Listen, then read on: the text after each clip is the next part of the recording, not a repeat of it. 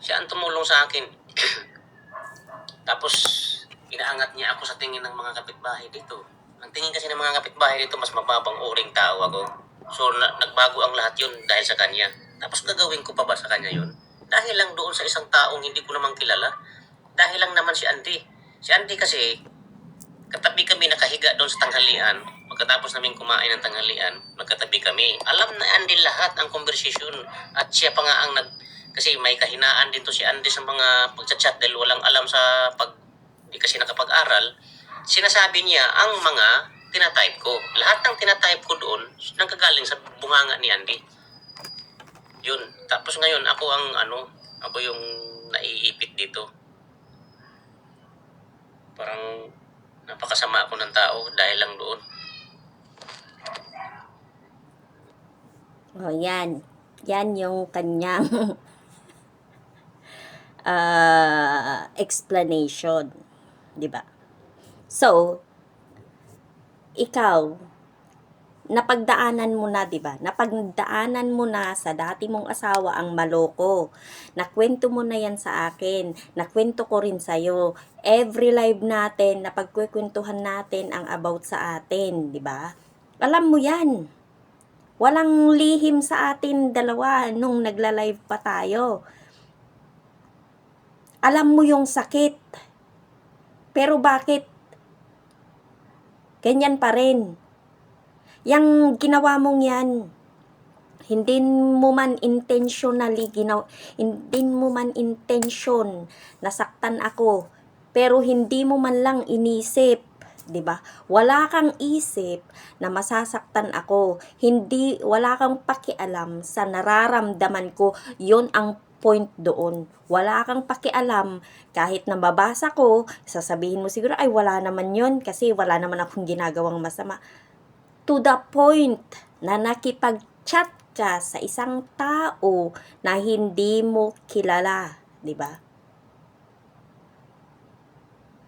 Tayo yung nag-a-advise dati sa mga mag-asawa, sa lahat ng mga lovers, 'di ba?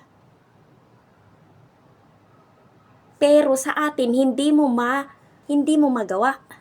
'Yon, 'di ba? Hindi mo magawa sa ating relasyon. Ano pang silbi yung mga pinagsasabi mo dati, 'di ba? Kaya nga kita ginusto kasi ang talitalino mo ang talitalino mo. Lamang ka sa mga naging jowa ko dati. Pero ngayon, parang ikaw yung pinakabobo na sa lahat. Tapos, isusumbat mo sa akin yung mga nakwento ko sa'yo na mga mali ko, nagawa kong mali, sasabihin mo pa sa akin, kaya siguro ako pinagluloko ng mga nakaraan ko, ng mga ex ko, kasi ganito ako. Diba? Hindi ako magiging ganito. Hindi ako magiging ganito kung wala akong nakikita, wala akong naririnig. Diba? Sino ba namang tangang tao na basta na lang magagalit na walang rason? Ay, meron pala. May mga taong nagkukunwaring galit para masisi yung iba. Pero hindi ako ganun. Nagagalit ako sa nakikita ko, naririnig ko na hindi ko gusto. 'Di ba? Naranasan mo ng maloko. Naranasan ko din. Ipaparanas mo pa rin sa akin. Kaya nga ikaw ang pinagkatiwalaan kong maging asawa ngayon. Maging partner ngayon. Gusto ko ikaw ang maging partner ko habang buhay. Hanggang sa pagtanda. Pero sa mga lumalabas sa mga bunganga mo, sa mga panunumbat mo sa akin, sa mga nakaraan ko, bakit ginusto ko ba yun? Nangyari na lang yun, pero wala ka pa. At hindi ako ang nanloko sa kanila, sila ang nanloko sa akin. Kaya proud ako. sa sarili ko na ako ang niloloko dahil ako hindi sapat sa kanila. Kulang ako ba? Kulang ako sa kanila. Kaya ako pinagpapalit sa iba. Ganun yun. At kaya ako sila iniiwanan dahil mayroon silang nagagawang masama sa akin.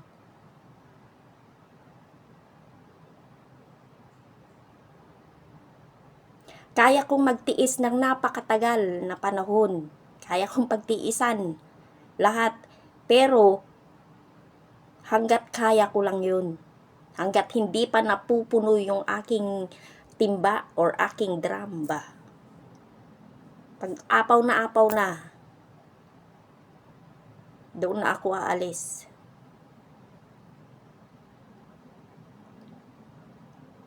Kaya ako nagpo-post sa Facebook kasi dyan tayo nagkakilala eh. Hindi ako mahihiya dahil halos lahat ng kaibigan ko, kaibigan mo, alam kung paano tayo nagsimula. Kaya hindi ako mahihiyang sabihin ang pinagdadaanan natin. Kasi ang goal natin dati is maging role model, di ba? Pero ganyan ang ginagawa mo. Ano daw naman yun? Kaya wag mong isisi sa akin. Pag-aralan mo ang sarili mo, yung bunganga mo, ayusin mo. At wag na wag mo akong sinisigawan. Dahil never akong sinigawan ng daddy ko. Yan ang tatandaan mo. At ayaw na ayaw kong sinisigawan ako ng kahit na sino. Kahit nga mga kapatid ko, ayaw ko eh. Diba? So, isaksak mo yan sa utak mo. Kung gusto mong magkaayos tayo, pag-aralan mo yung sarili mo, baguhin mo. Dahil ako, nagbabago ako para sa'yo. Dahil mahal kita. Dahil gusto ko ikaw ang aking panghabang buhay. Pero kung ako, hindi sapat sa'yo, sabihin mo lang. Madali lang akong kausap. Madali akong kausap. Kung ayaw mo sa akin, go. Ganun lang yun. Hindi ako yung tipo ng taong namimilit. Kapag ayaw mo, di ayaw mo. Ganun lang yun. Pero sabihin mo ng maayos sa akin para walang samaan ng loob. Yan. Iniintindi kita. Huwag mong sabihin, hindi ako marunong umintindi. Dahil kung hindi kita iniintindi, matagal na tayong wala. Okay? At ako'y nagpapasalamat dahil minsan naiintindihan mo ako. Kaso nga lang, pinagpipilitan mo yung paniniwala mo na kapag galit ka, kung sino yung kausap mo, pagbabalingan mo ng sama ng loob mo, pangit yun. Huwag mong gagawin sa akin. Dahil hindi ko yan ginagawa sa'yo. Kung anong kaya mo, kung ano yung ginagawa mo sa iba, wag na wag mong gagawin yan sa akin. Dahil iba ako. Diba? Iba akong tao. At kung asawa ang turing mo sa akin, iparamdam mo, ipakita mo, patunayan mo. Dahil ako pinapatunayan ko. At huwag mong sasabihin ginagawa kitang boy. Ano daw yun? Sa paanong paraan? Diba? Lahat ginawa ko para sa'yo. Hindi pagkukunwari yun. Totoo yun. At alam mo yan. Sa sarili mo.